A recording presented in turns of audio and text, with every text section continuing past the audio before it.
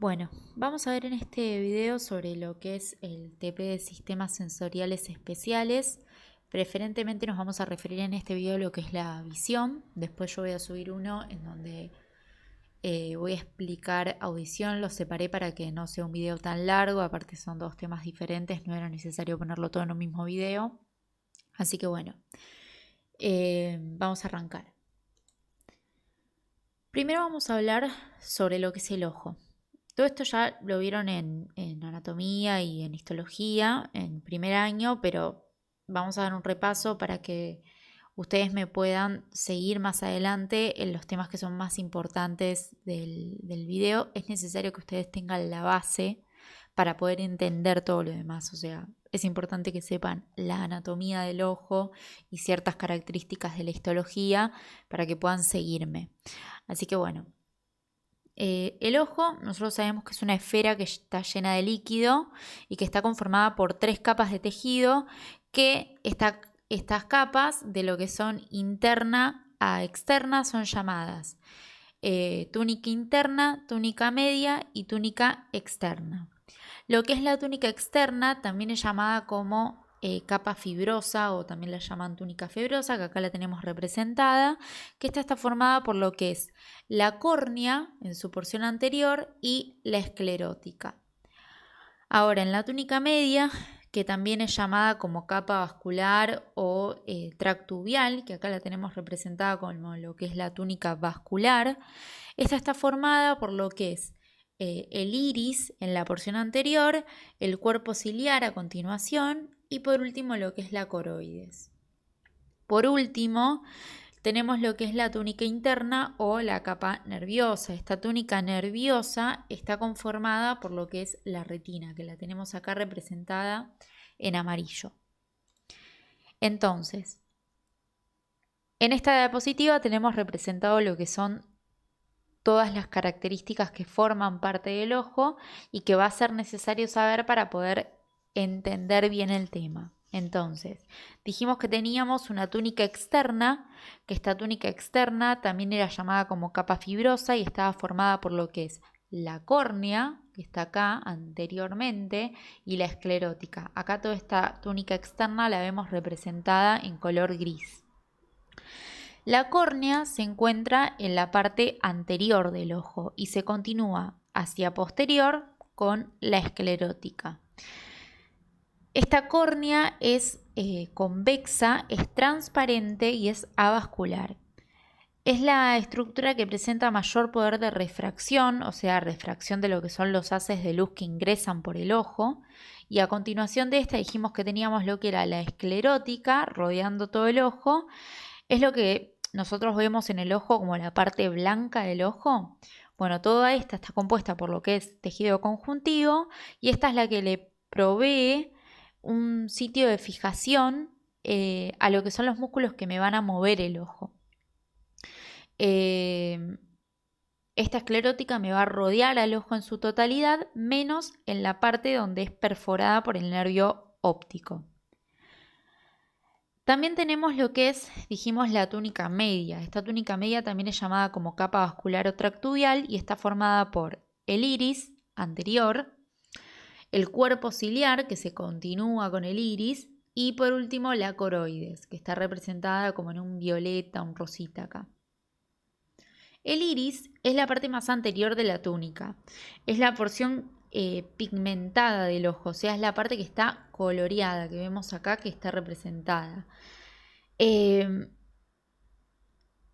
Este iris tiene la particularidad de que es contráctil, está formado por diferentes músculos. En el centro del iris nosotros vamos a encontrar acá lo que es la pupila. Ven como acá tenemos que este iris en realidad está rodeando y en el centro se conforma lo que es la pupila. La pupila es el orificio por el cual ingresa la luz. Por eso el iris lo que hace es contraerse o dilatarse, porque dijimos que estaba conformado por músculos, para regular justamente la cantidad de luz que ingresa al ojo. A esto se lo denomina como reflejo pupilar o reflejo fotomotor, que más adelante lo vamos a ver para entender cómo es que se produce. Ahora, dijimos que también de esta túnica media formaba parte de lo que es el cuerpo ciliar. Este cuerpo ciliar se continúa hacia posterior con el iris. Acá lo tenemos representado.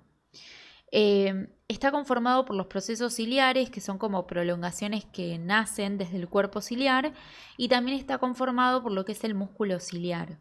El cuerpo ciliar está muy vascularizado y se ubica rodeando el cristalino en forma de anillo. Acá tenemos el cristalino y vemos que esto se dispone todo alrededor. El músculo ciliar justamente va a ser el encargado de la acomodación del cristalino por medio de lo que es un reflejo al cual se denomina como reflejo de acomodación y que también vamos a ver más adelante en el resto de las diapositivas. Ahora, el cristalino es una estructura que es biconvexa, transparente y es avascular. Este cristalino se conecta con los procesos ciliares del cuerpo ciliar a través de los ligamentos suspensorios del cristalino. A ver si yo acá había puesto estas imágenes para que podamos entender mejor esto. Esto que tenemos acá representado es el iris y acá tenemos lo que es este cuerpo ciliar. En el cuerpo ciliar tenemos que dentro de este tenemos el músculo ciliar y los procesos ciliares. De estos procesos ciliares nacen estos ligamentos suspensorios que son ligamentos suspensorios del cristalino, a los cuales también se los llama como fibras de la zónula o ligamentos de la zónula, los cuales estos son fibras de tejido conectivo que se disponen en una forma radial rodeando el cristalino y bueno, de estos procesos ciliares se anclan estos ligamentos suspensorios del cristalino, pero también los procesos ciliares van a ser los responsables de la secreción del humor acuoso. El humor acuoso es el líquido que se encuentra tanto en la cámara anterior como en la cámara posterior del ojo y justamente que le va a proveer nutrición a todas estas estructuras avasculares que estuvimos mencionando hasta ahora. Por último nos queda mencionar una última estructura que forma parte de la túnica media, que esta es la coroides. La coroides es una estructura que está muy vascularizada, por eso su principal función es la de nutrir a las células de la retina. Ven como la coroides, que dijimos que está acá representada como en un rosita, está rodeando todo por debajo de lo que es la retina, entonces lo que le hace es proveerle nutrición. Por último tenemos lo que es la túnica interna o la capa nerviosa, que dijimos que estaba formada por la retina, que es esto que hemos representado acá en la cara posterior del ojo en amarillo, y que luego va a conformar lo que es el nervio óptico, que sale del ojo para dirigirse a formar parte de lo que es la vía óptica. Entonces, ¿qué pasa con la retina? La retina lo que hace es que esta contiene toda una serie de células que se disponen ordenadamente en capas, y algunas de estas células son sensibles a la luz y generan un mecanismo que se denomina como transducción, en donde lo que se hace es convertir los estímulos lumínicos en energía eléctrica, la cual esta energía eléctrica puede ser procesada por el sistema nervioso central y entonces puede viajar por las diferentes neuronas que forman parte de la retina y de las diferentes neuronas que forman parte de la vía visual para así llevar el estímulo hacia el sistema nervioso central y que entonces este estímulo eléctrico pueda ser procesado, pudiendo reconocer entonces la información visual que nosotros captamos por medio de la vista. Algo que no mencioné es que el espacio entre lo que es la cara posterior del cristalino y la retina contiene un líquido que es llamado humor vítreo, que lo que hace es mantener la forma del ojo y también tiene función fagocítica de sustancias que pueden interferir con la transmisión de la luz hacia la retina. Ahora, vamos a hablar un poco sobre lo que es la retina. Dijimos que esta era la porción nerviosa del ojo, que tapiza lo que es la parte más interna del ojo, menos en su porción anterior, sino que tapiza todo en su porción posterior, y está formada por diferentes tipos de células que se ubican ordenadas en capas, y estas células forman una red nerviosa que procesa la información lumínica que es proveniente de la visión para transmitirla como impulsos eléctricos hacia el sistema nervioso central. La luz que entra por el ojo pasa a través de la córnea, la pupila, el cristalino y atraviesa todas las capas de la retina hasta llegar a su capa más profunda, en donde se encuentra lo que llamamos como los fotorreceptores. O sea, acá vemos que acá se tomó una porción de la retina que tenemos acá representada y que acá vemos que la luz atraviesa todo esto y atraviesa todas las capas de la retina para llegar acá a los fotorreceptores, que son los receptores de la visión. Estos fotorreceptores se encargan de capturar los fotones y transformar su energía en señales eléctricas, o sea, se encargan de lo que es el proceso de la fototransducción. Aparte de todas estas características que mencionamos de la retina, vamos a ver que en ella encontramos lo que llamamos como la fobia, que es esta pequeña depresión que vemos acá. Yo en la diapositiva siguiente les puse una imagen en donde la vamos a ver mejor representada, que vemos que, acá tenemos la misma imagen de antes, pero recortada. Acá tenemos la retina, como ven, esta es la retina. Y acá tenemos la fobia, que es esta pequeña depresión que yo les dije que se producía a nivel de la retina. Acá la vemos ampliada, ven que está deprimida esta región. ¿Y qué pasa? Rodeando lo que es la fobia, tenemos una zona a la cual denominamos como la mácula. Lo que hay que destacar de la fobia es que este es el punto de mayor agudeza visual. Después la vamos a volver a ver para entender por qué la fobia es el punto de mayor agudeza visual. Pero antes que eso necesitamos saber un par de cosas que ya se los voy a explicar. Ahora, por otro lado, en la retina tenemos lo que llamamos como punto ciego. El punto ciego es el sitio por donde los axones de las células que forman parte de la última capa de la retina, o sea, de esta capa que vemos acá, estos van a atravesar todas las capas de la retina, también la coroides, la esclerótica, o sea, atraviesan todas. ¿Y para qué lo hacen esto? Para justamente formar así lo que es el nervio óptico que va a salir del ojo para llevar la información hacia el sistema nervioso central por lo que es la vía visual. El sitio por donde pasan todos estos axones, atravesando todas estas capas, se lo denomina como disco óptico. Esto sería el disco óptico. Entonces podríamos decir que el nervio óptico penetra en un sitio específico de la retina, el cual llamamos como disco óptico, formando así lo que es el punto ciego, que es el punto donde nosotros obviamente no tenemos visión. Dijimos que en la retina teníamos diferentes capas y que cada una de estas capas tiene un tipo de células en particular. De esta forma podemos decir entonces que en la capa más externa de la retina, la que toma contacto,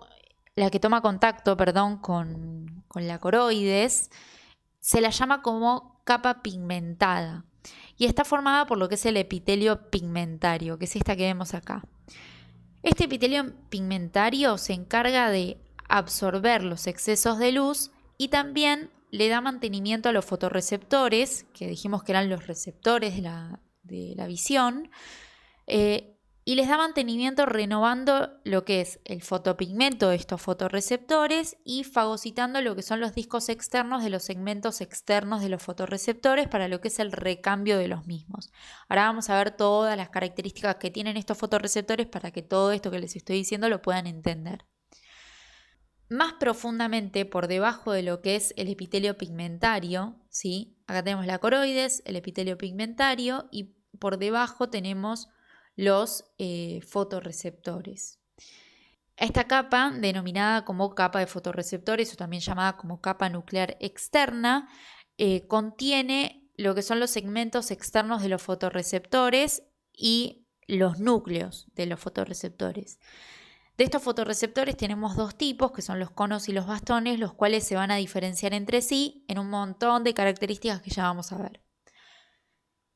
Estos fotorreceptores van a ser los encargados entonces de captar los fotones y transformar su energía en señales eléctricas y esta información se va a transmitir hacia lo que es la segunda neurona de la vía, que son las células bipolares, que vemos acá las células que están en amarillo, que son las siguientes células que forman parte de la vía. Esta comunicación entre estas dos células, entre los fotorreceptores y las y las células bipolares se da por medio de sinapsis químicas que están mediadas por un neurotransmisor que es el glutamato.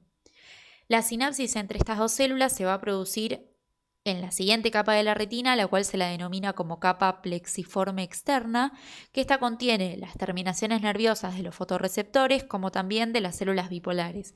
Y también encontramos unas interneuronas que son denominadas como células horizontales, las cuales estas células horizontales lo que hacen es vincular lateralmente a los fotorreceptores y a las células bipolares entre sí y utilizan GABA como neurotransmisor, o sea, son inhibitorias, son estas que vemos acá representadas en rosa. Por otro lado, en la siguiente capa, que es la capa nuclear interna, tenemos los núcleos de las células bipolares. Estas células bipolares que dijimos que eran la segunda neurona de la vía, van a hacer sinapsis con la tercera neurona de la vía, que son las células ganglionares, que son estas que tenemos acá representadas en rojo. Esta sinapsis entre las células bipolares y las células ganglionares se producen en la capa plexiforme interna, donde encontramos otro tipo de interneuronas que son las células amácrinas, que están representadas acá en azul. Estas células amácrinas también vinculan lateralmente células entre sí, pero en este caso a las células bipolares y las ganglionares entre sí. Y utilizan como neurotransmisor lo que es GABA, glicina y acetilcolina. Y estas pueden ser tanto excitatorias como inhibitorias. En la siguiente capa, que es la capa de las células ganglionares, que se la denomina de esta manera, encontramos los núcleos de las células ganglionares y los axones de estas células ganglionares se ubican en la última capa de la retina, que es la capa de fibras nerviosas, en donde los axones de estas células se van a dirigir a formar el nervio óptico, que se va a encargar de llevar la información visual hacia el sistema nervioso central. Ahora, fíjense acá en el dibujo, yo les hice una representación de cómo la luz atraviesa todas las capas de la retina y llega hasta los fotorreceptores, para que después toda esta información, este estímulo lumínico, sea captado por los fotorreceptores y luego sea transmitido hacia las células bipolares, desde las células bipolares a las ganglionares, desde las ganglionares forman el nervio óptico y se dirigen hacia el sistema nervioso central a formar parte de lo que es la vía óptica. Pero bueno, sepan que la luz atraviesa todas las capas de la retina y luego toda esta información es llevada en el sentido contrario. Bien, vamos a ver entonces lo que son los fotorreceptores. Como dijimos, los fotorreceptores son los encargados de capturar los fotones y transformar la energía lumínica en señales eléctricas que van a poder ser procesadas por el sistema nervioso central. De estos fotorreceptores tenemos dos tipos, los conos, acá representados en azul, y los bastones representados en verde. Ambos fotorreceptores poseen segmentos externos, ¿sí? Que son estos que están acá, que están formados por discos de membrana que se encuentran apilados uno sobre el otro. Estos discos contienen proteínas que son las responsables de lo que es el proceso de la fototransducción, o sea, del mecanismo de transformación de energía lumínica a energía eléctrica. Que en el video anterior de somatosensorial, si no lo vieron, voy a ver si les puedo dejar ahora acá un link para que vayan directo a verlo, porque yo acá explico mejor todo esto, pero yo en el video anterior, si lo vieron y se acuerdan, yo dije que esta era una función que era exclusivamente de los fotorreceptores, de los receptores en sí, que es este proceso de transducción. Si no lo vieron, vayan a verlo porque ahí está mucho mejor explicado, mucho más detallado, es como que es la base para poder entender esto. Bueno, entonces, cada uno de estos fotorreceptores, al igual que lo que ocurría en somatosensorial, posee campos receptivos determinados. Estos dos tipos de fotorreceptores van a tener un montón de diferencias entre sí, dentro de las cuales podemos mencionar que, por un lado, los conos se encargan de lo que es la visión diurna, o sea, la visión de alta intensidad de luz, mientras que los bastones se encargan de lo que es la visión nocturna, que es la visión de baja intensidad de luz.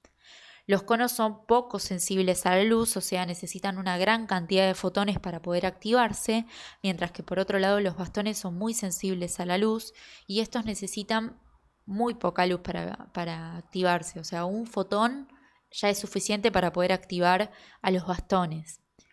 Por otro lado, los conos se encargan de la visión cromática, o sea, la visión de los colores. Poseen un fotopigmento, al cual se lo denomina como conopsina, y de este fotopigmento existen 3 variedades a las cuales se las denomina como rojo, verde y azul.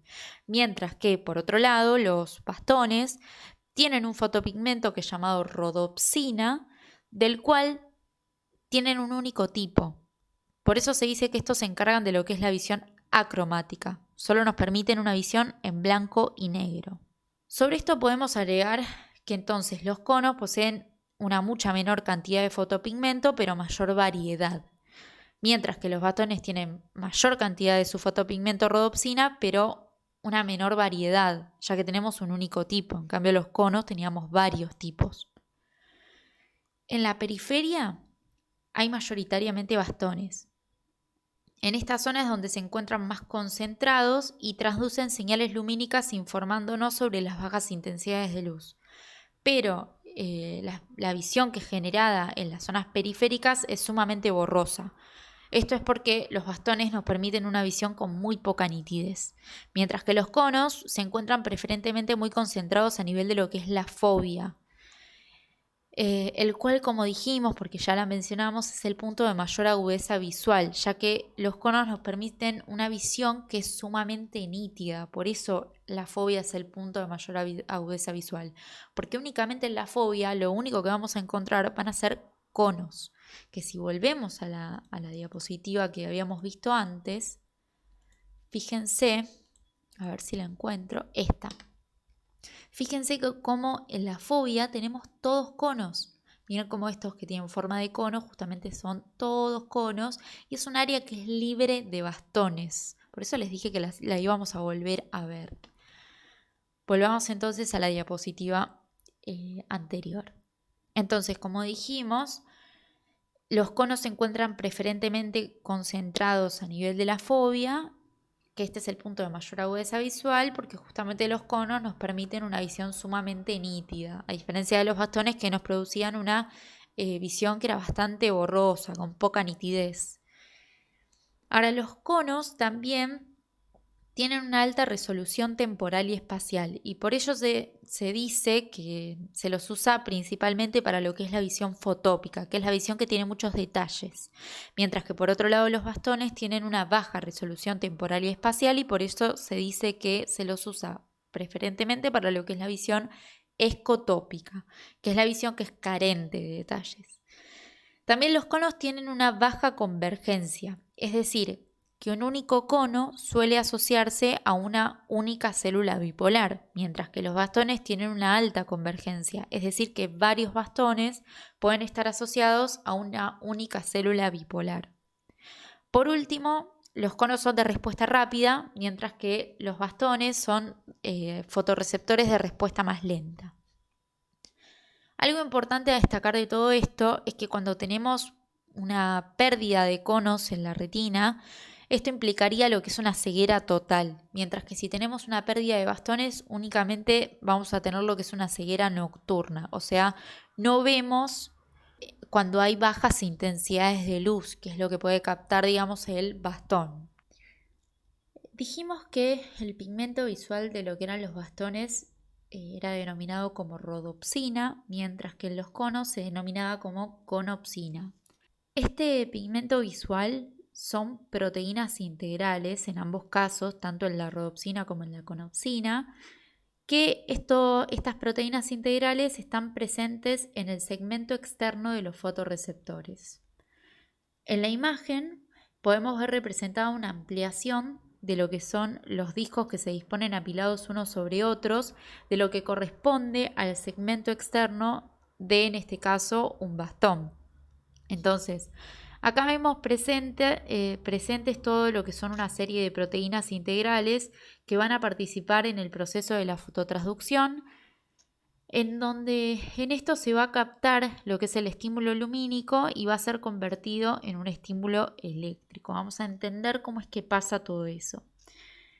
Entonces, este pigmento visual de los bastones, que dijimos que se denominaba como rodopsina, en este caso va a estar representado en color naranja, ¿sí? Que es este que tenemos acá bien grande. Estas proteínas integrales están conformadas por dos componentes. Una proteína que es llamada opsina, que se encuentra conjugada esta proteína con un retinal, que este retinal lo que es un aldehído de vitamina A, que este va a ser el responsable de lo que es la absorción de la luz. Es por eso que la vitamina A es un componente que es esencial para el correcto funcionamiento de la retina y como no puede ser sintetizada por nuestro propio cuerpo, nosotros debemos incorporarla al cuerpo por medio de lo que es la dieta. La deficiencia de vitamina A en nuestro cuerpo puede producir una ceguera nocturna porque se produce lo que es una degeneración de lo que son los segmentos externos de los fotorreceptores y en el peor de los casos puede llegar a producirse lo que es una ceguera total. Bueno, entonces vamos a ver qué pasa con el fotorreceptor durante el reposo y en la luz. Cuando nosotros estamos durante el reposo, o sea, cuando no hay luz, o sea, en oscuridad, para decirlo de otra manera, el fotorreceptor se encuentra despolarizado. Tiene un potencial de membrana que es de menos 40 milivoltios. Esto pasa porque durante el reposo, que sería en este momento que tenemos representado acá, hay abierto un canal de sodio que es GMP cíclico dependiente, o sea que necesita altas concentraciones de GMP cíclico para abrirse, el cual este canal, cuando está abierto, permite el ingreso de sodio a la célula y por tanto la mantiene despolarizada. Entonces, durante la oscuridad, el fotorreceptor va a estar despolarizado. Por lo tanto, durante la oscuridad, el fotorreceptor va a estar liberando su neurotransmisor, que es el glutamato, que va a actuar sobre receptores específicos para el glutamato en la célula bipolar para transmitir esta información. Esto es porque, como el fotorreceptor está despolarizado por el ingreso de sodio, esta despolarización entonces lo que va a hacer es activar canales de calcio voltaje dependientes que me estimulan la liberación de vesículas sinápticas por todo el proceso que vimos en el TP de sinapsis. Después, si no lo vieron, vayan a ver el video. Yo quiero que vean cómo se puede ir integrando los diferentes temas que vimos en los TPs. Por eso es importante que tengan en claro las bases, o sea, los primeros TPs que vimos, para después entender con mayor facilidad todo lo demás. Es como que son los conceptos básicos a tener los primeros TPs. Pero bueno, entonces dijimos que durante la oscuridad los fotorreceptores están despolarizados. Cuando llega la luz, esta lo que hace es atravesar todas las capas de la retina hasta llegar al segmento externo de los fotorreceptores. En el segmento externo de los fotorreceptores, la luz va a ser captada por el fotopigmento, que en este caso es la rodopsina, que dijimos que estaba acá representado en naranja. Dijimos que este fotopigmento estaba conformado por dos porciones, que era la opsina, que era la porción proteica, y el retinal, que era un aldehído de vitamina A. Bueno, cuando la luz incide sobre este, se produce la isomerización del retinal, cambiando lo que es su conformación, pasando de un estado inactivo durante el reposo, en el que se encuentra en un estado de 11 cis retinal, a lo que es un estado activo cuando es estimulado por la luz, en donde cambia su conformación a lo que llamamos como 11 todo trans retinal.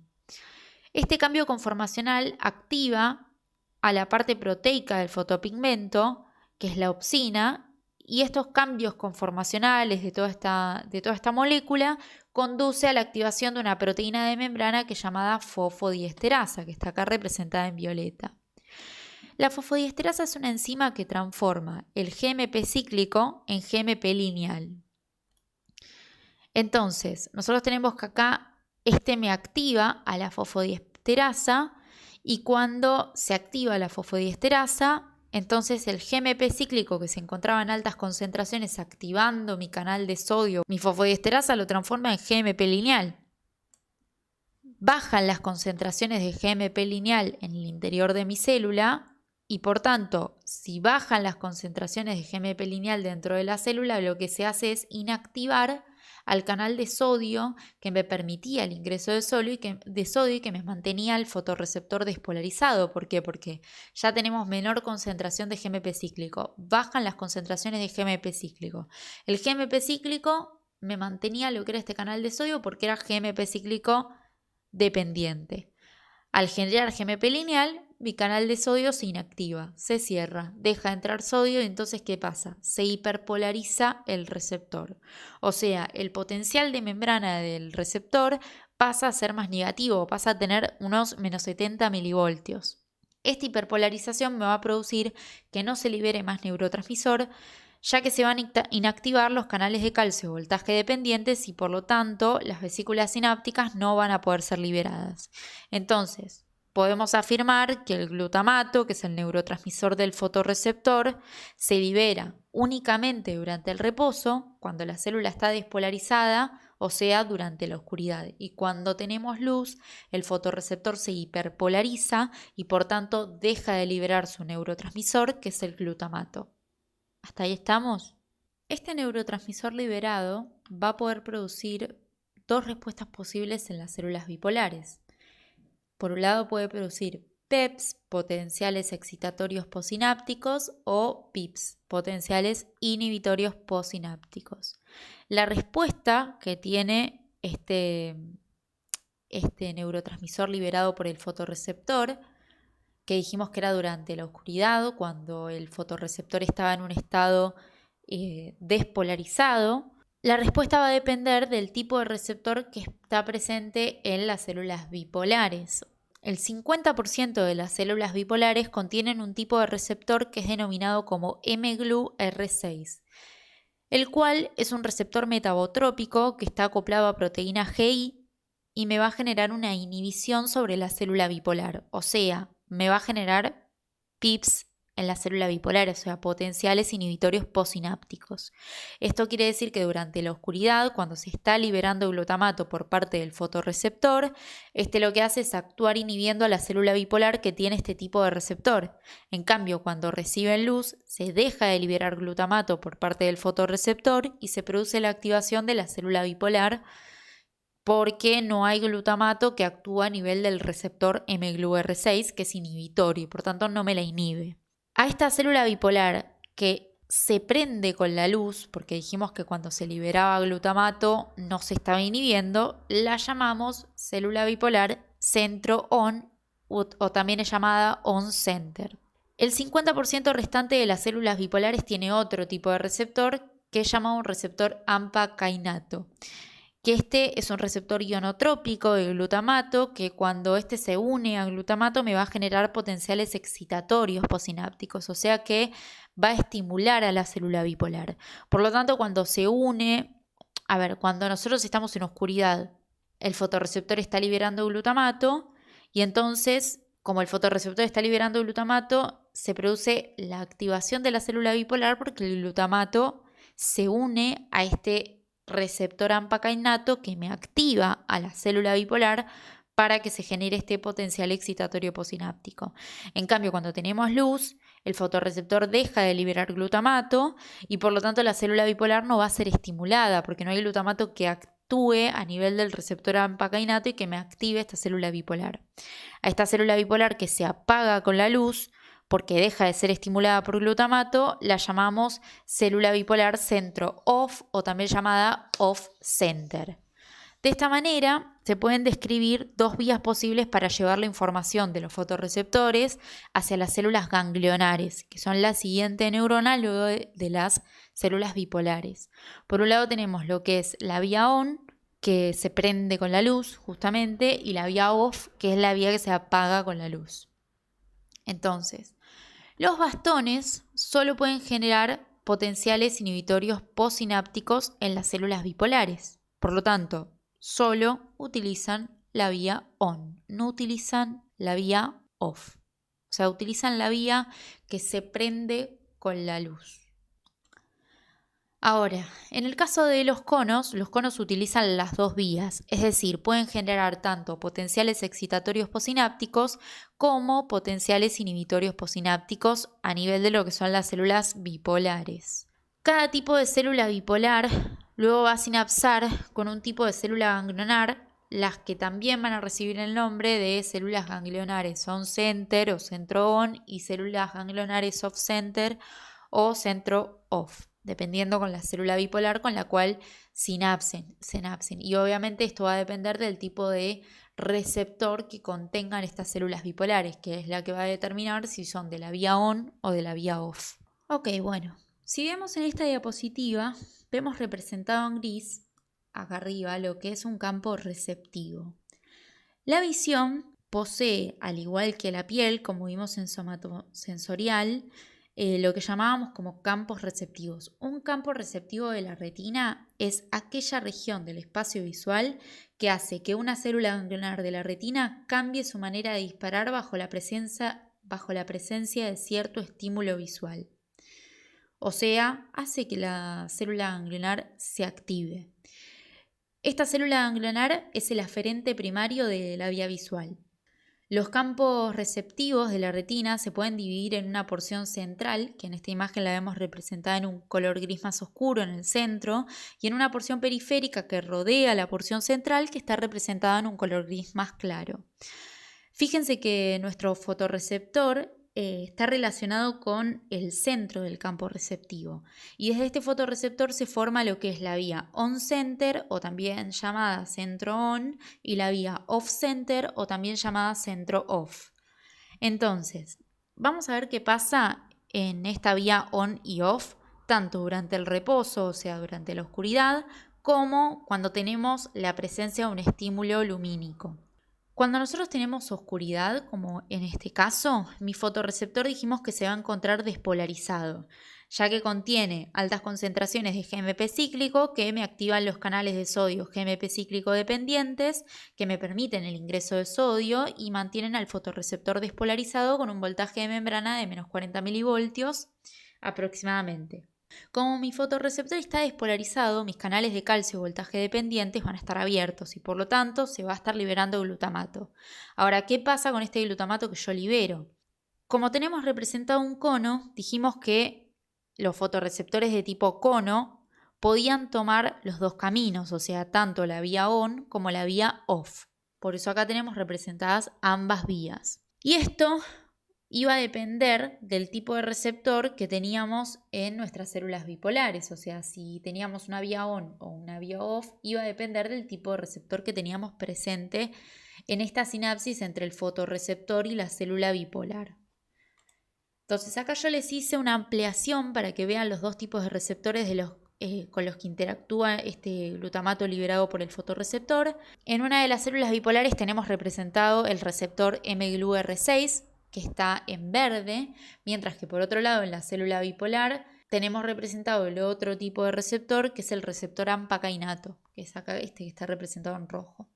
Entonces, cuando el glutamato se une a los receptores mGlu-R6 en la célula bipolar, dijimos que era un receptor metabotrópico de tipo inhibitorio acoplado a una proteína GEI. Por lo tanto, al unirse el glutamato a este receptor durante la oscuridad, que es cuando se está liberando este glutamato, me va a inhibir a esta célula bipolar y entonces esta célula bipolar no va a liberar neurotransmisor hacia lo que es la célula ganglionar y por lo tanto no la podrá estimular, ya que la acción de los neurotransmisores liberados por la célula bipolar sobre la célula ganglionar siempre va a generar una acción estimulatoria sobre la célula ganglionar. Al no liberar neurotransmisor porque mi célula bipolar está inhibida, entonces no se estimula a la ganglionar.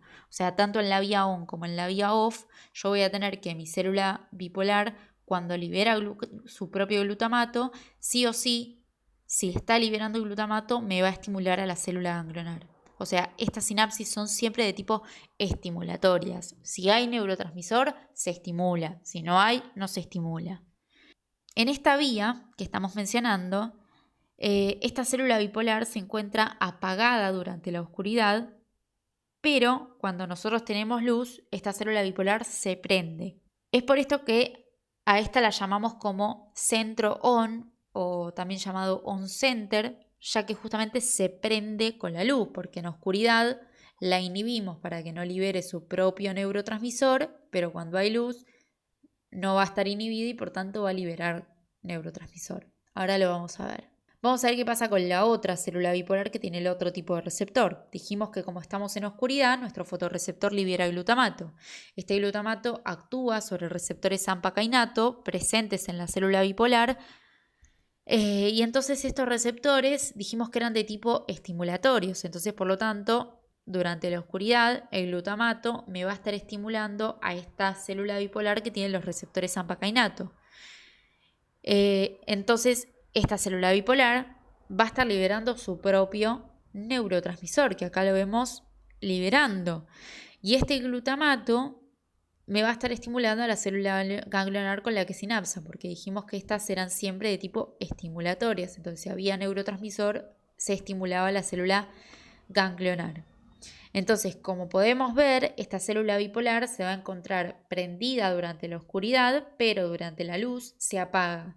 Y es por esto que la llamamos como centro off o off center, ya que se apaga con la luz. Ahora, ¿qué pasa cuando tenemos luz? Acá tenemos la luz que está iluminando nuestro fotorreceptor y claramente va a pasar lo contrario a lo que vimos antes. En este caso, nuestro cono se va a hiperpolarizar porque dijimos que se generaba todo este mecanismo que mencionamos antes, en donde si mi cono está hiperpolarizado, mis canales de calcio sensibles al voltaje van a estar inactivos y por lo tanto mi fotorreceptor no va a estar liberando glutamato. Si mi fotorreceptor no libera glutamato, entonces ¿qué pasa a nivel de mis células bipolares? Bueno, mis células bipolares que contienen el receptor mGlu-R6 no se genera la inhibición, ya que no hay glutamato que pueda actuar sobre estos receptores que me inhibían a la célula bipolar. Por esto la célula bipolar libera glutamato, el cual estimula a la célula ganglionar con la cual sinapsa. Ven cómo ahora esta es la que libera glutamato porque no está inhibida.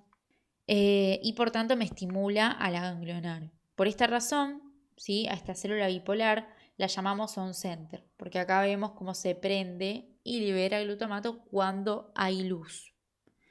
Por otro lado, en mis células bipolares que contienen el receptor AMPA-cainato, ¿sí?, al no haber glutamato liberado por los fotorreceptores, estas no van a ser estimuladas y por lo tanto no liberan su propio glutamato. Y como no liberan su propio glutamato, entonces no estimulan a la célula ganglionar de la vía con la cual sinapsan, y por eso decimos que esta célula bipolar es la que forma parte de la vía off-center, que cuando hay luz, entonces esta célula lo que hace es apagarse, se apaga con la luz, ya que no libera glutamato porque no está estimulada y no puede estimular a su célula ganglionar correspondiente. Este tema de lo que es la vía on-off no es muy preguntado, por lo menos en lo que es cátedra 2. Sería raro que aparezca alguna pregunta en un parcial.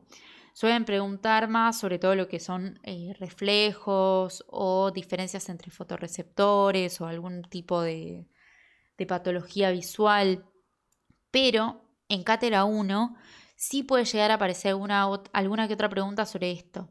Mi recomendación es que si lo quieren aprender bien, la mejor forma en la cual lo pueden hacer, o por lo menos la que mejor me sirvió a mí, es con los dibujos. O sea, es mucho más fácil memorizarlo si vas dibujando y vas haciendo todo este racionamiento que yo fui haciendo a lo largo del video. Bueno, ahora hablemos un poco sobre lo que es el antagonismo centro-periferia. Este es un mecanismo de inhibición lateral. Para aquellos que no saben de qué estoy hablando, esto lo expliqué en mi video anterior, el video de somatosensorial. Vuelvo a repetir que mi recomendación es que si no saben qué son o no entienden por ahí ciertos conceptos como este o como el del campo receptivo, si quieren sigan mirando este video, no es que no van a entender nada, pero háganme caso y después busquen por lo menos la parte en la que habla sobre lo que son los mecanismos de inhibición y sobre lo que es campo receptivo y demás, para poder darse una mejor idea de lo que son estos conceptos, porque ahí están mucho mejor explicados, bien completos, con dibujos mucho más sencillos, para que lo entiendan bien, o sea, para que lo puedan integrar. Entonces, como dijimos, la visión, dijimos que poseía, al igual que la piel, campos receptivos. Dijimos que el campo receptivo de la retina era aquella región del espacio visual que hace que una célula ganglionar de la retina cambie su manera de disparar bajo la presencia de cierto estímulo visual.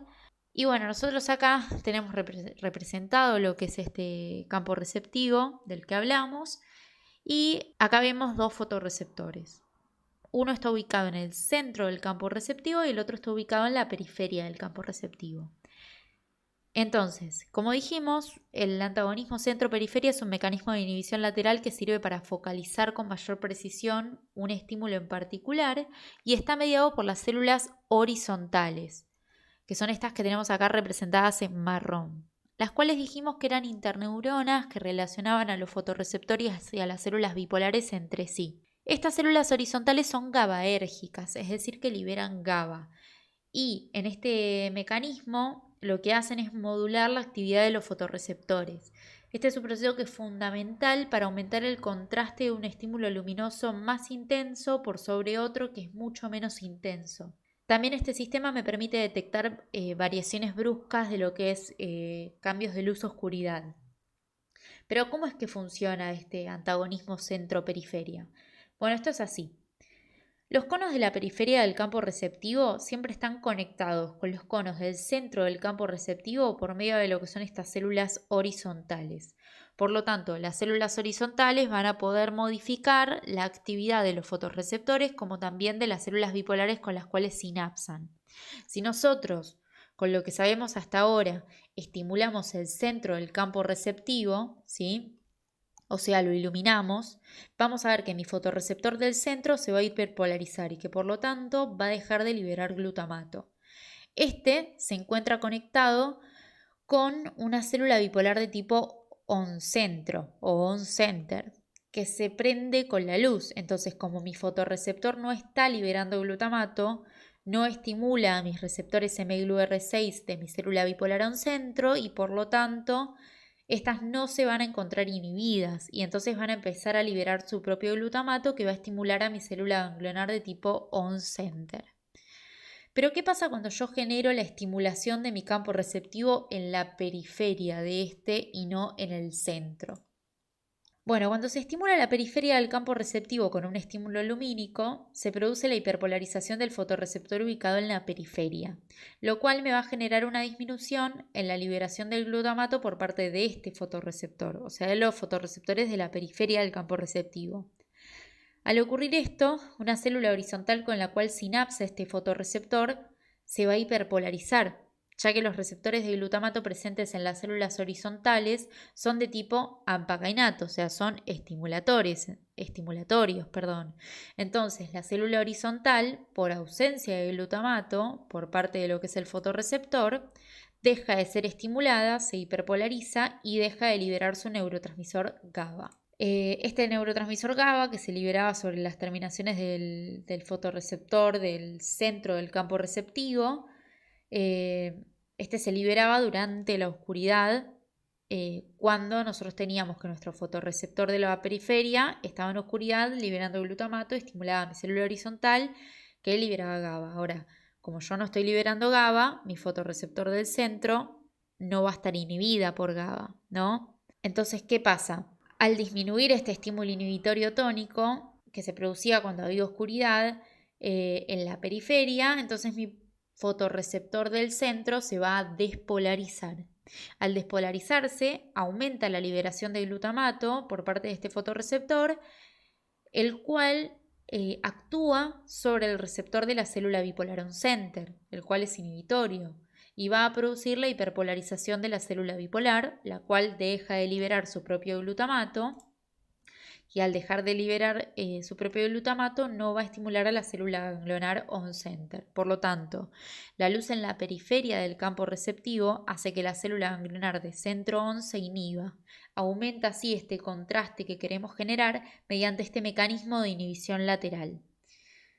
Este es un tema que es complejo y difícil de entender. Vean el video varias veces si es necesario y van a ver que si no les hizo el clic hasta ahora, una vez que se amiguen con los diferentes conceptos a saber para entender todo esto que les acabo de explicar, o sea, los receptores que hay en cada lugar y demás cosas que vimos sobre esta vía on y esta vía off, van a ver que lo van a terminar de entender.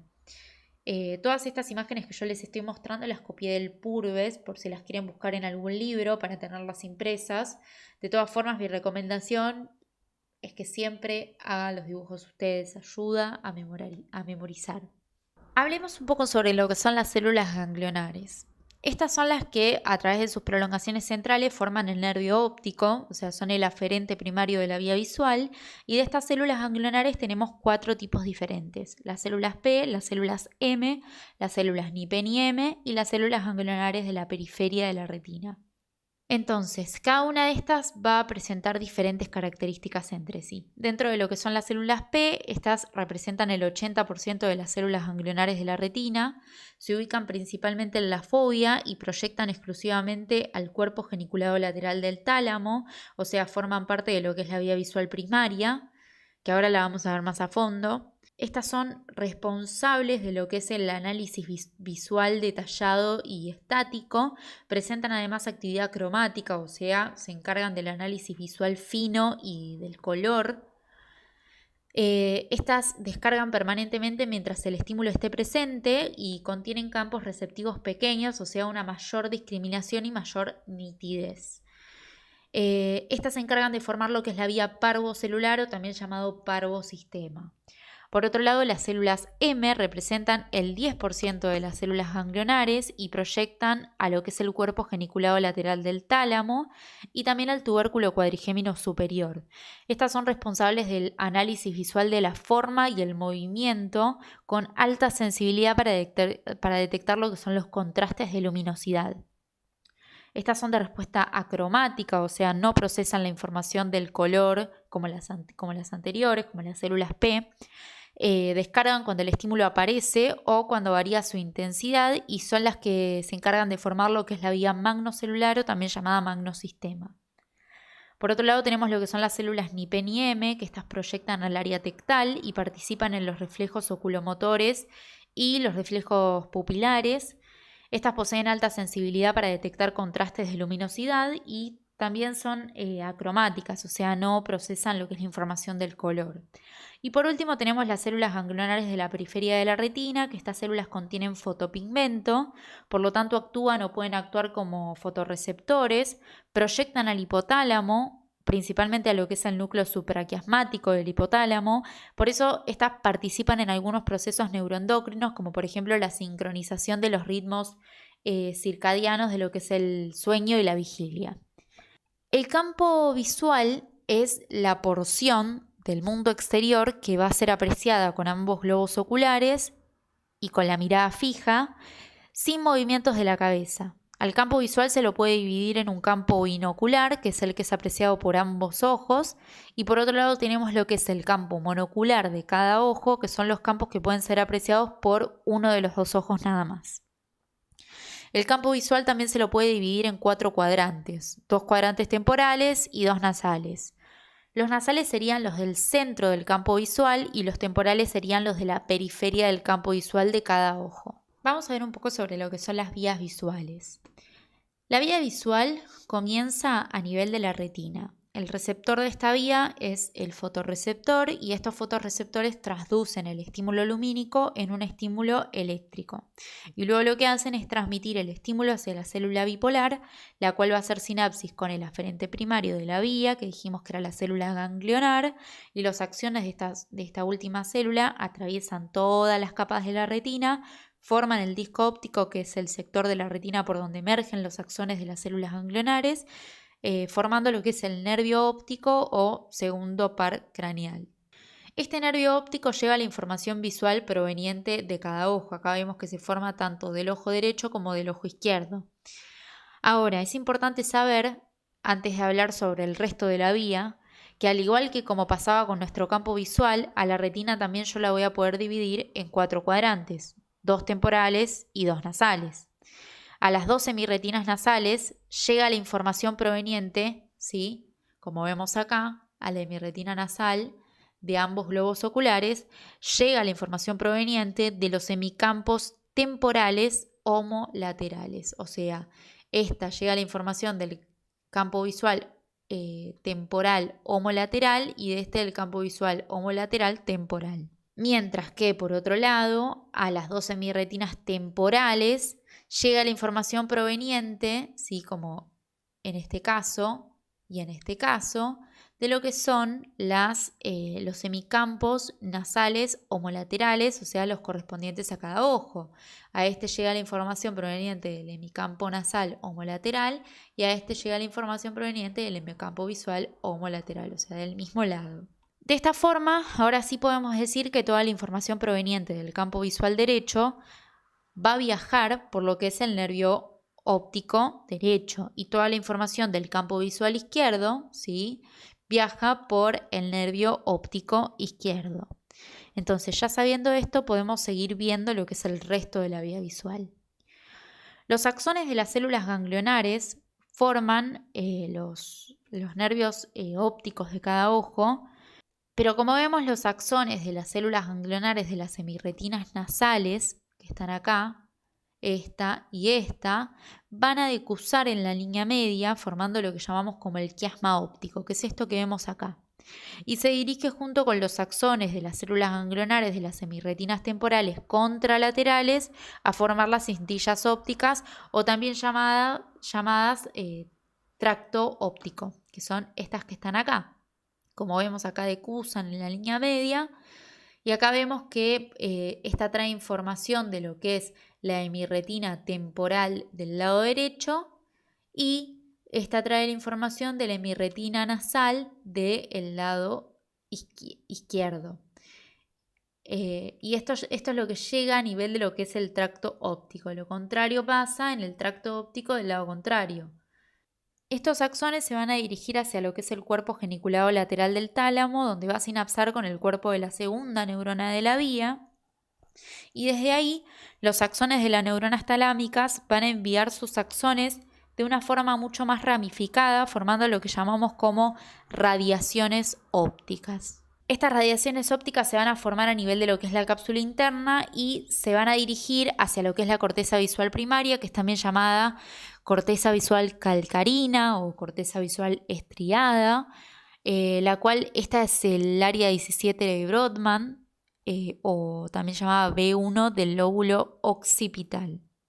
Es importante que sepan qué tipo de información llega a cada lóbulo del cerebro. Así que a medida que van viendo que tal información llega a tal lóbulo, como por ejemplo la clase pasada vimos que la información somatosensorial llegaba a nivel de lo que era el lóbulo parietal en el área 312 de Brodmann.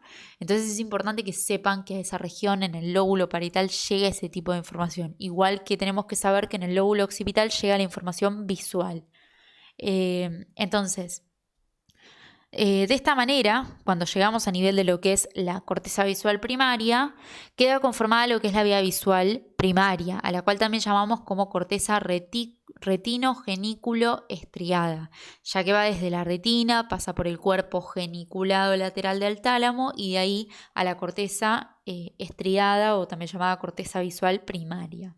Algo a destacar es que la corteza visual primaria a su vez también va a enviar axones hacia diferentes áreas del encéfalo, hacia la corteza visual secundaria, hacia cortezas de asociación, todo esto para realizar un mayor procesamiento de la información visual. También vamos a tener a lo largo de la vía que se van a ir dejando colaterales en diferentes sectores del sistema nervioso central. Y principalmente estas colaterales participan en la formación de lo que van a ser los diferentes reflejos que vamos a ver mucho más adelante, casi al final del video. Pero bueno, sigamos.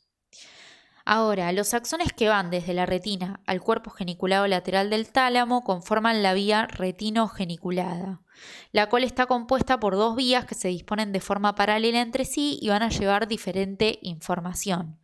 Estas dos vías son, por un lado, la vía parvocelular y por otro lado, la vía magnocelular. La vía parvocelular está conformada por células ganglionares P, las cuales tienen cuerpos celulares pequeños, campos receptivos pequeños y por lo tanto van a tener una mayor discriminación visual y estas van a tener axones más finos, o sea que tienen una baja velocidad de conducción. Estas células terminan en las capas dorsales del tálamo formando la capa parvocelular. Estas pueden responder de manera sostenida a estímulos visuales, transmiten información del color y proporcionan gran agudeza visual. Esta vía se va a encargar de llevar información de lo que es la forma, el tamaño y el color, que es proveniente de lo que es la visión. Ahora, por otro lado, nosotros también tenemos lo que es la vía magnocelular, que esta está conformada por las células ganglionares M. Estas son células que tienen cuerpos celulares grandes, que poseen campos receptivos grandes y que por lo tanto van a tener una mayor discriminación visual. Estas células contienen axones que son más gruesos que los de las células P, o sea que tienen una mayor velocidad de conducción. Estas células terminan en las capas ventrales del tálamo formando la capa magnocelular y pueden responder de manera transitoria a estímulos visuales y estas no transmiten información de lo que es el color. Poseen una percepción rápida a estímulos que son cambiantes, o sea, tienen una alta resolución temporal. Esta vía se va a encargar de llevar información de la localización, la velocidad y la direccionalidad de los estímulos visuales. Ok, entonces ya sabiendo esto, vamos a hablar un poco más a fondo sobre lo que es el cuerpo geniculado lateral del tálamo. Este va a recibir aferencias de ambos ojos, ya que recibe la información de las semirretinas temporales homolaterales y las semirretinas nasales contralaterales, porque se acuerdan que los axones de las células ganglionares de las semirretinas nasales decursaban en la línea media a nivel de lo que es el quiasma óptico. Los axones de la vía visual que van a nacer de él se van a proyectar hacia lo que es la corteza visual primaria. Este cuerpo geniculado lateral del tálamo contiene lo que es un mapa retinotópico del campo visual contralateral con mayor representación de lo que es la fobia, y la lesión a nivel de este genera la pérdida de la percepción visual, pero se conservan reflejos limitados de localización de objetos. Se puede dividir a este cuerpo geniculado lateral del tálamo en dos capas ventrales llamadas capas magnocelulares y dos capas dorsales llamadas capas parvocelulares. En ellas terminan lo que son la vía magno y parvocelular que mencionamos anteriormente. Bueno, de lo que es el tálamo, entonces, de nuestro cuerpo geniculado lateral del tálamo, dijimos que este proyectaba en sus axones hacia la corteza visual primaria o B1, que estaba ubicada en el área 17 de Brodmann, en el lóbulo occipital, a la cual también llaman como corteza calcarina u estriada. En esta corteza visual primaria existe una representación completa del hemicampo visual contralateral, manteniéndose siempre la retinotopía, o sea, la representación ordenada del campo visual en la corteza. En el lóbulo occipital hay 6 mapas retinotópicos, uno en el área 17 de Brodmann, 2 en el área 18 y 2 en el área 19 de Brodmann. Esta es la que comienza el procesado de la información visual, analiza la forma y el movimiento, combina la información de ambos ojos y realiza lo que son los primeros pasos del análisis cromático de la información visual. Las neuronas de B1 de ambos hemisferios cerebrales, a su vez dijimos que proyectaban hacia diferentes sitios del sistema nervioso central para realizar un procesamiento mayor de la información visual. Por ejemplo, pueden proyectar hacia la corteza parietal posterior, en donde la información somática se va a integrar con la información visual, porque se acuerdan que les dije que lo que era la información somatosensorial se ubicaba en la corteza somatosensorial primaria o área 312 de Brodmann en el lóbulo parietal. Ahora, es importante saber que nuestra corteza visual primaria proyecta hacia diferentes sitios del sistema nervioso porque forma dos sistemas que hay que tener en cuenta. Uno que forma lo que llamamos como corriente dorsal o también llamada como vía del donde, que se dirige hacia la corteza parietal posterior, y otro que llamamos como vía del qué o corriente ventral, que se dirige hacia la corteza inferotemporal. Acá tenemos representadas a las dos. A la parietal posterior la tenemos representada en verde y a la inferotemporal la vemos representada en violeta. Entonces, desde el lóbulo occipital, desde la corteza visual primaria, se proyectan hacia diferentes sitios del lóbulo occipital, como también hasta esas dos cortezas, la parietal posterior y la inferotemporal, para formar estas dos vías del qué y del dónde que llevan diferentes tipos de información. Entonces, Sabemos que la vía del qué es la que se encarga del reconocimiento de objetos. Lleva información de lo que es la forma, el color, el tamaño, la textura, o sea, todo lo que son los detalles que podemos apreciar con la visión. Y es por eso que una lesión en lo que es el lóbulo temporal inferior, donde se lesiona, digamos, esta vía del qué, va a generar un déficit en el reconocimiento de los diferentes objetos. Esto es porque el proceso del reconocimiento de objetos comienza en la corteza visual primaria y termina en la corteza inferotemporal con neuronas que reconocen un objeto determinado. Por ejemplo, reconocen un rostro. Es por eso que las lesiones en este lóbulo que involucran la lesión de esta vía en particular me van a generar una alteración que es conocida como prosopagnosia, que es la pérdida de la capacidad de reconocer rostros. Lo que quiere decir que yo no voy a poder reconocer a las otras personas por sus facciones, que nosotros observamos con la visión, sino que vamos a reconocerlos por otras características, como el tono de voz, que no involucran lo que es la información visual. Ahora, por otro lado, el otro sistema denominado como corriente dorsal o vía del qué se dirige hacia lo que es la corteza parietal posterior y es la vía encargada de la información espacial, lo que sería la localización, dirección y la velocidad del movimiento que se aprecia con la vista. Es por esto que una lesión en el lóbulo parietal posterior que involucra una lesión en la vía del dónde va a generar una alteración en la localización de un objeto que se está apreciando. Bueno, hablemos un poco sobre lo que son las lesiones de la vía visual. Esto y lo que son reflejos es lo que principalmente se suele preguntar de visión, sobre todo en lo que es cátedra 2. En cátedra 1 estos temas también son importantes y le tienen que agregar lo que es la vía on y off, que eso también suele preguntarse. En cátedra 2, vía on-off no es tan preguntado, pero bueno, siempre si tienen tiempo de estudiarlo, estudienlo porque un día puede llegar a aparecer una pregunta en el examen o se los pueden llegar a preguntar en algún oral. Entonces, bueno. Pero bueno, entonces, en esta imagen nosotros tenemos representada todas las porciones de lo que es la vía visual. Como vemos, tenemos que la información de los campos visuales llega a lo que son las diferentes hemirretinas. Acá tenemos representado lo que es el campo visual derecho y por acá tenemos lo que es el campo visual izquierdo. Y como vemos, la información visual proveniente del hemicampo visual temporal derecho llega a lo que es mi hemirretina nasal derecha. Ahora, por otro lado, la información de mi campo visual nasal derecho llega a mi hemirretina temporal derecha.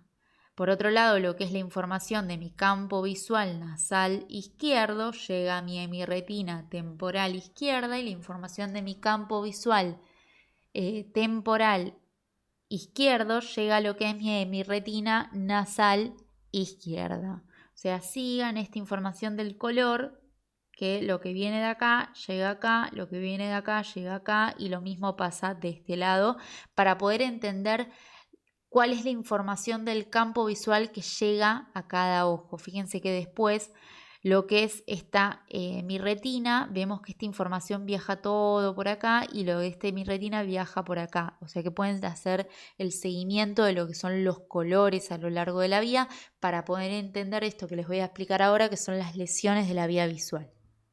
Bueno, entonces, si ustedes se fijan, nosotros observemos acá en detenimiento.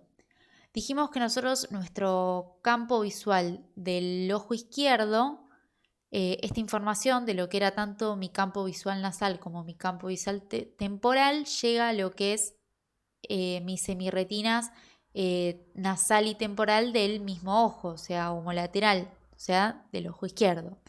Y que después de estas semirretinas nacen lo que son los axones de las células ganglionares que van a conformar lo que va a ser el nervio óptico y por tanto toda esta información proveniente de todo el campo visual del ojo izquierdo va a viajar formando lo que es el nervio óptico. Entonces, nosotros tenemos que pensar, para poder entender esto de lo que son las lesiones de la vía visual, que si tenemos una lesión en un determinado sitio de la vía, qué tipo de información llega a nivel de ese sitio en donde nosotros tenemos la lesión y cómo se va a alterar lo que va a ser el campo visual para poder decir qué es lo que tiene la persona que viene con la afectación, ¿no? Entonces, ¿qué pasa si nosotros tenemos una lesión a nivel de lo que es el nervio óptico izquierdo? Acá tenemos la lesión marcada en color negro, es como si tuviéramos un corte a nivel del nervio óptico y nosotros acá tenemos una representación que muestra lo que sería la alteración que se va a generar a nivel de lo que es el campo visual.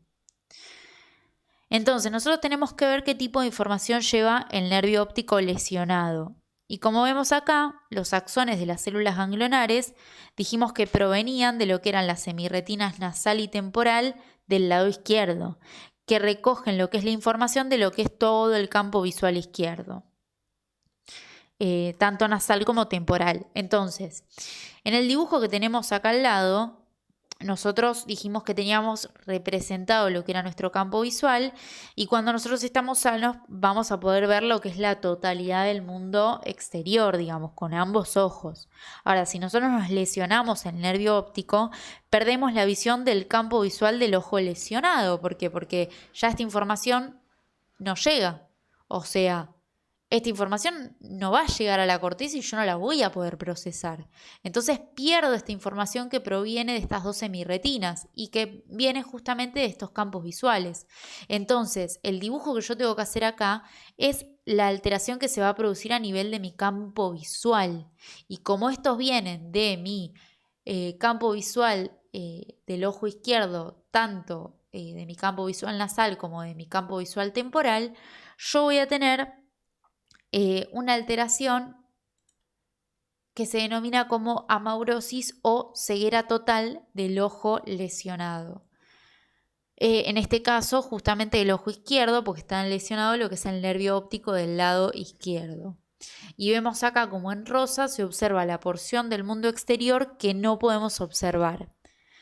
Ahora, por otro lado, dijimos que los axones de las células ganglionares de las semirretinas nasales de ambos ojos se decusaban en la línea media formando lo que es el quiasma óptico.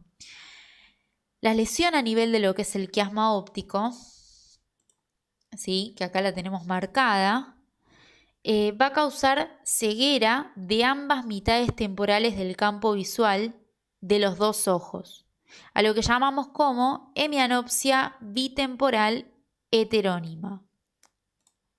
Ahí está. Esto es porque se pierde la información que viaja por el quiasma óptico, que dijimos que proviene de las semirretinas nasales de ambos ojos y que por lo tanto trae información de lo que es el campo visual temporal de cada ojo. Fíjense, hagan el caminito, o sea, de acá yo veo que acá viene esta información y que proviene de acá. Y que acá yo veo que proviene esta información que viene de acá. Entonces, si esto yo lo proyecto acá, se altera esta zona y se altera esta zona. ¿Estamos? ¿Se va entendiendo? Yo sé que es medio complicado, capaz de entender, pero presten atención. Una vez que le cazan la onda, ya está. Se lo saben.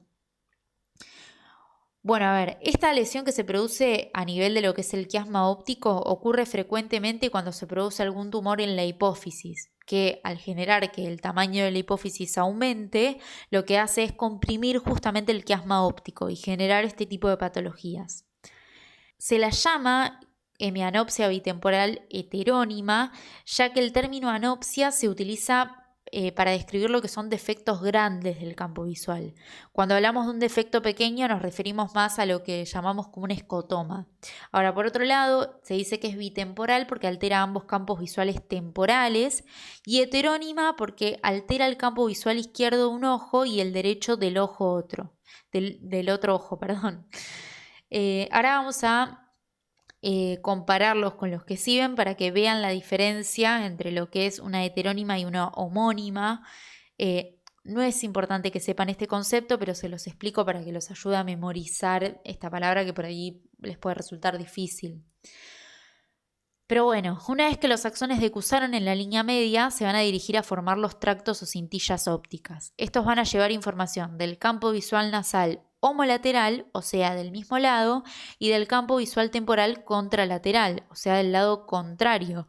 ¿Por qué? Porque los axones decusaron en la línea media de lo que provenía de lo que era la información de las semirretinas nasales a nivel de lo que es el quiasma. Entonces, ¿qué pasa si tenemos una lesión en la cintilla o tracto óptico? Bueno, cuando nosotros tenemos una lesión en la cintilla o tracto óptico, se va a producir lo que llamamos como una hemianopsia contralateral homónima. Como en este caso la lesión es del lado izquierdo, se pierde la visión del campo visual derecho de ambos ojos. Por eso se dice que es homónima. Ven la diferencia con lo que llamábamos heterónima, que se perdía lo que era la visión del campo visual derecho de un ojo y el izquierdo del otro ojo.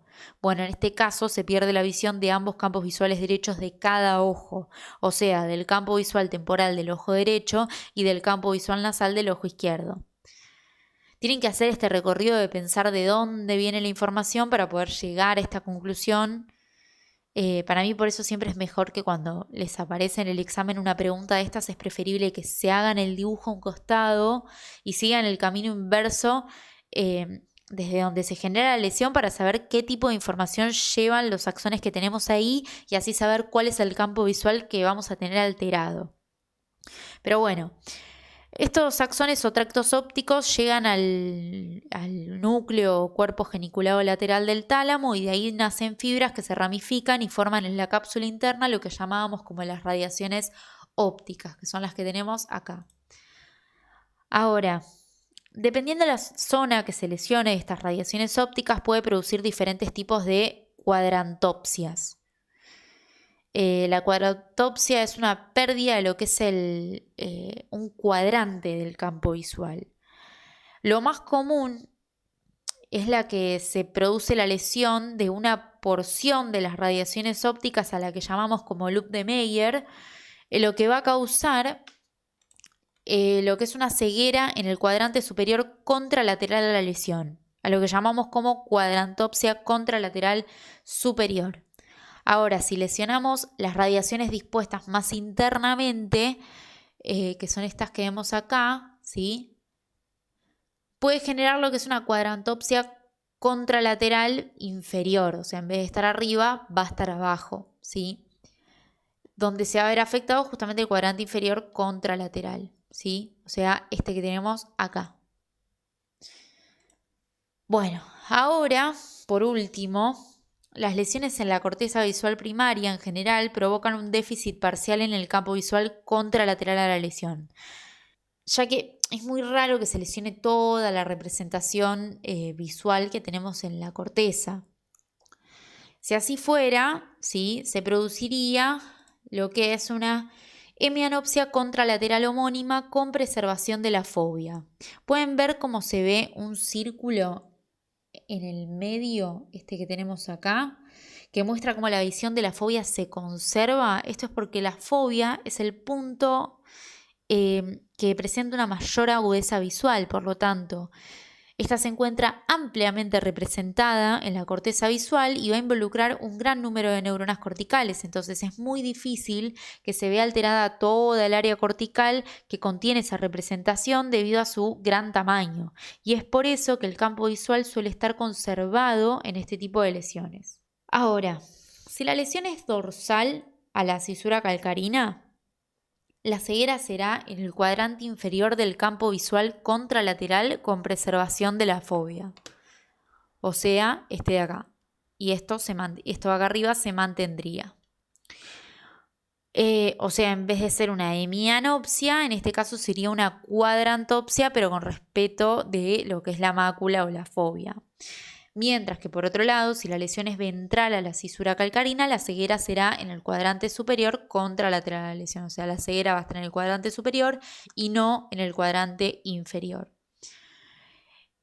Esto último no se los puse representado porque la verdad que en los exámenes no lo suelen tomar mucho. La pregunta que siempre suele aparecer sobre esto de las lesiones de la vía visual en los exámenes es la lesión a nivel de lo que es el quiasma óptico, o a veces puede llegar a aparecer una lesión en el nervio óptico o en el tracto óptico, pero ya cuando hablamos de las radiaciones ópticas o una lesión en la corteza visual, la realidad es que no suele aparecer cuando nos referimos a este tipo de lesiones. Pero bueno, yo se los puse acá para que ustedes lo sepan, si quieren estudienlo. La realidad es que si les van a preguntar una, la que mayormente vi que aparece es la que se produce una lesión a nivel de lo que es el quiasma.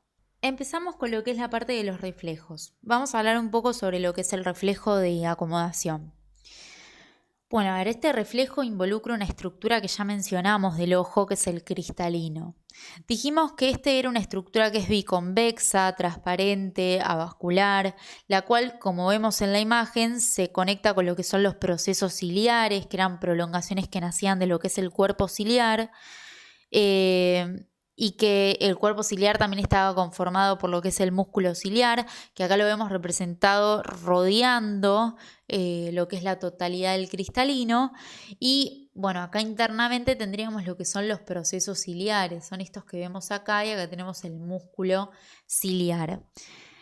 Ahora, fíjense que el cristalino está unido al cuerpo ciliar por medio de unos ligamentos de tejido conectivo que se ubican en disposición como radial, a los cuales llamamos ligamentos de la zónula o ligamentos suspensorios del cristalino, que son estos que están acá. Entonces, estos ligamentos están unidos tanto a lo que es el cristalino como a lo que es los procesos ciliares del cuerpo ciliar y al músculo ciliar.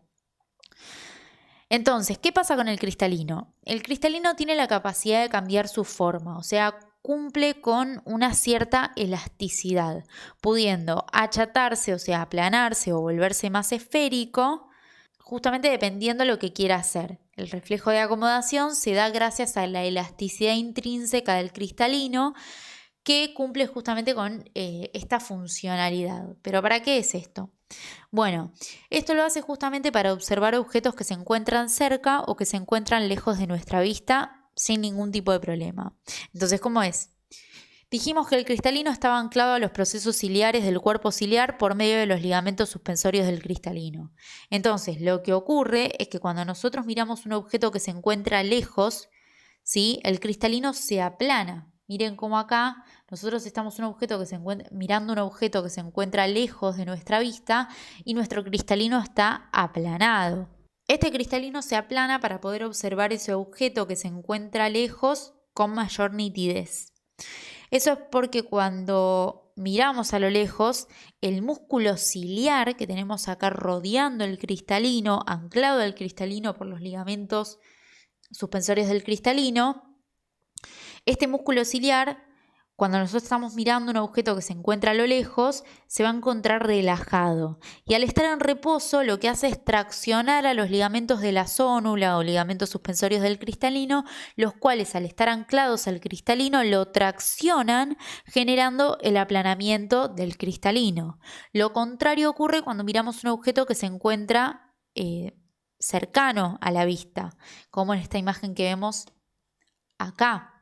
Nosotros tenemos un objeto que se encuentra cerca. Por ejemplo, cuando nosotros leemos un libro o se nos acerca un objeto a la vista, y entonces se produce lo que llamamos como reflejo de acomodación, el cual este reflejo está regulado por lo que es el sistema nervioso parasimpático.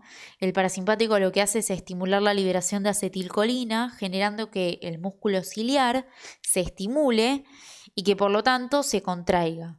Cuando el músculo ciliar se contrae al querer observar un objeto que se encuentra cercano, los ligamentos de la zónula se van a relajar y por lo tanto se acortan y genera que baje la tracción sobre el cristalino, generando que entonces el cristalino, por su propia elasticidad, se torne de una forma que es más redondeada, o sea, aumenta su radio de curvatura y por lo tanto la potencia de lo que es el lente ocular.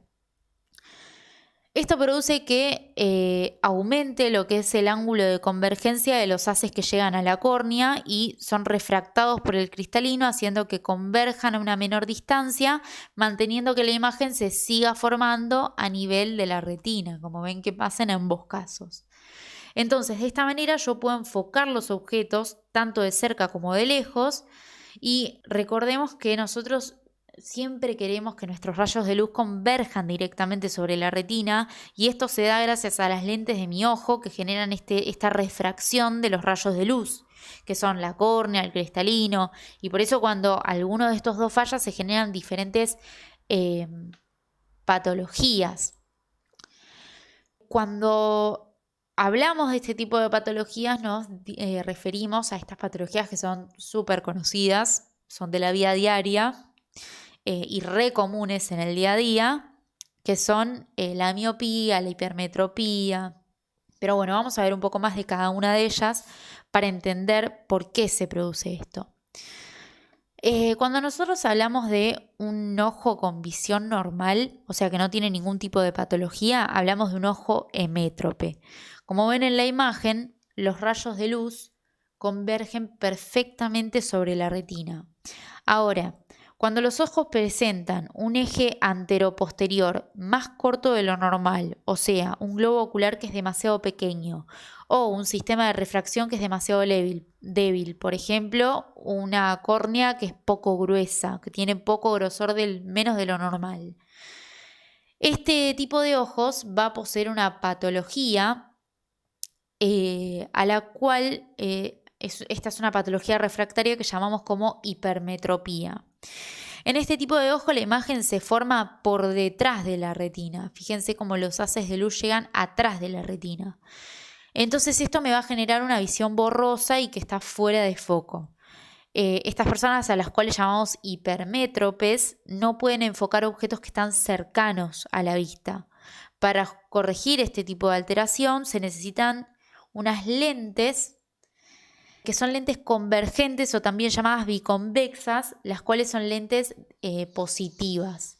Estas lentes que superpuestas a lo que es la parte anterior del ojo van a generar que los rayos se refracten, como ven acá en celeste, con un mayor ángulo y converjan directamente sobre la retina, o sea, hacen que los rayos de luz converjan antes a donde convergen normalmente, que es por detrás de la retina. Ahora, por otro lado, los ojos que presentan un eje anteroposterior más largo de lo normal, o sea, un globo ocular que es demasiado alargado o una mayor curvatura de lo que es la córnea, se va a producir una patología refractaria que es denominada como miopía. En este tipo de ojos, los haces de luz lo que hacen es converger en el interior del globo ocular antes de alcanzar la retina, provocando también una visión borrosa y fuera de foco como pasaba en el caso anterior. Estas personas no pueden enfocar objetos lejanos y se los denomina como miopes, pero la visión cercana no está alterada. Ahora, para corregir este tipo de alteración que se produce durante la miopía, se necesitan las lentes biconvexas, que también son llamadas lentes divergentes, las cuales estas lentes son negativas. Las lentes divergentes aumentan lo que es el ángulo con el cual divergen los rayos de luz, haciendo que la imagen pueda enfocarse correctamente sobre la retina. Ven cómo acá aumenta esta divergencia que se genera. Otra patología refractaria es el estigmatismo. Este resulta por lo que es la forma irregular de la curvatura de la córnea. Esto me va a impedir que los objetos puedan enfocarse de manera nítida sobre la retina, generando también una visión borrosa y distorsionada de lo que es la imagen. Pero en este tipo de patologías se altera tanto la visión de objetos lejanos como cercanos. Ahora hay algo que es importante que ustedes sepan, que es, esto lo van a ver principalmente en el práctico de extremos de la vida, que es más dentro de lo que son las últimas clases, que es que las personas hemétropes, que tienen una visión normal, cuando son adultos suelen experimentar dificultad para enfocar sobre objetos que están cercanos. Y esto suele producirse por un envejecimiento que se da normalmente del cristalino, el cual el cristalino lo que se genera en él es que va perdiendo lo que es su elasticidad y esto genera que entonces la capacidad de acomodación del ojo que mencionamos en la diapositiva anterior se va a encontrar disminuida. Entonces que lo que son las tareas visuales cercanas como leer le cueste mucho a la persona o capaz que se tornan casi imposibles de realizar. A este trastorno se lo conoce como presbicia y puede corregirse mediante lentes convexas o mediante lentes bifocales si también la persona ha presentado otra patología como por ejemplo la miopía que requiere una corrección de tipo negativa. Bueno, hablemos un poco sobre lo que es el reflejo fotomotor. Este es un reflejo que se produce cuando se estimula a un ojo con una luz. que en este caso tenemos representado lo que es una linterna para generar este estímulo lumínico sobre uno de los dos ojos, en donde cuando se estimula al ojo con esta luz se van a producir lo que son variaciones en lo que es el diámetro pupilar, regulando así lo que es la cantidad de luz que entra al ojo. Cuando nosotros iluminamos un ojo, se va a producir lo que es la contracción de la pupila, lo que llamamos como miosis, o sea, disminuye lo que es el diámetro pupilar, para así disminuir la entrada de luz al ojo. Pero esto no solo ocurre en lo que es el ojo iluminado, sino que también ocurre en el ojo que no iluminamos. Esto se debe a dos tipos de reflejos, que son dos reflejos diferentes. Por un lado, la miosis a nivel de lo que es el ojo iluminado se produce por lo que es el reflejo fotomotor, o también es llamado como reflejo iridoconstrictor o reflejo pupilar, mientras que por otro lado, la miosis en el ojo que no fue iluminado se produce por lo que llamamos como reflejo consensual. Para entender bien cómo es que se produce el reflejo fotomotor, primero tenemos que entender que la apertura de la pupila se hace a través del iris. El iris, que ya lo explicamos anteriormente, es la porción coloreada y contráctil del ojo. Y en el centro del iris se formaba lo que era la pupila. Este iris está conformado por dos músculos diferentes. Por un lado, lo que es el músculo radial del iris, que acá yo representé los dos con una imagen. El músculo radial del iris es el que se encuentra alrededor en la periferia. Este es también llamado músculo dilatador de la pupila. Este tiene una estructura radial y está inervado por lo que es el sistema nervioso simpático. Este músculo es el encargado de producir midriasis, o sea, aumenta lo que es el diámetro pupilar para que entre mayor cantidad de luz. Mientras que por otro lado, formando parte de lo que es el iris, tenemos lo que es el otro músculo, que es el músculo circular del iris o también llamado músculo constrictor de la pupila. Este va a estar inervado por lo que es el sistema nervioso parasimpático y su función es provocar miosis, o sea, disminuye el diámetro pupilar para que entre menor cantidad de luz. Y acá lo vemos representado internamente rodeando la pupila. Entonces, en este reflejo, como en cualquier otro reflejo, nosotros vamos a tener los clásicos componentes de todo reflejo, que son un estímulo, una vía aferente, un centro integrador, una vía eferente, un efector y una respuesta.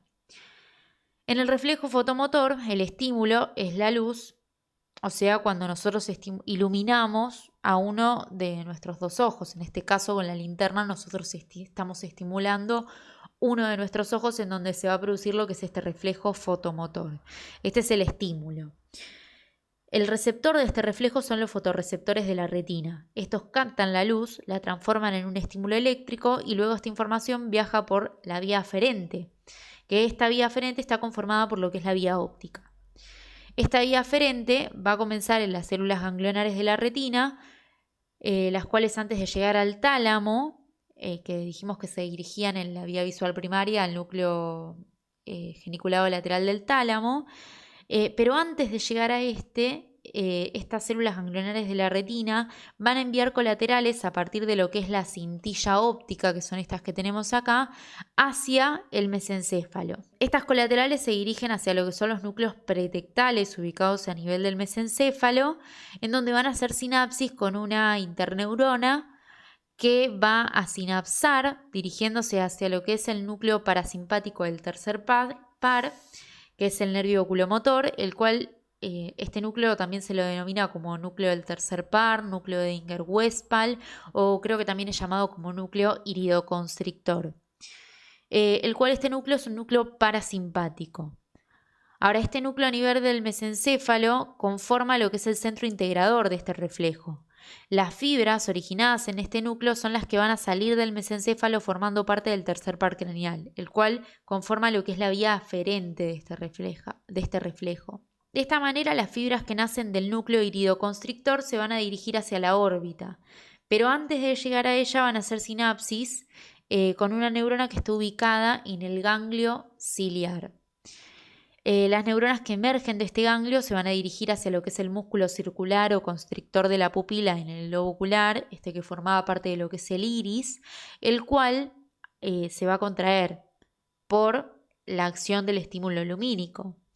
Al contraerse me va a generar lo que es el cierre de la pupila, o sea, me va a generar una miosis, y este músculo es el que forma parte de lo que es el efector del reflejo fotomotor, o sea, el músculo circular o constrictor de la pupila.